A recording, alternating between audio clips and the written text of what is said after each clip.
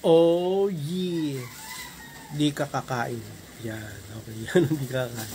Kwento ko na lang, no, mga kanibin, yung player namin dun sa harap na computer shop namin. Sa labas sa computer shop namin. Di, magang-maga yun eh. Bago pa yung computer shop namin. Di bubukas ako. 7 a.m. Bukas ako. Pagkabukas ko, mga kanibin, nakita ko, may nakaupo doon sa kabilang kalsada. Ay, kuya. Oh, sabi ko, kanina ka pa? Sabi ko doon sa play. Kanina pa ako yan, naglaro na nga ako dun sa computeran dun. Tagal nyo magbukas, sinatay ko kayo.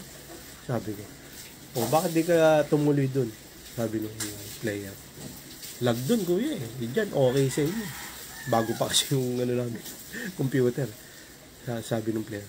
Palaro ko kuya. Dali, laro ka. Puna siya, pak! Bali, 4 na kapado yung PC namin. Tapos 3 Pentium 4.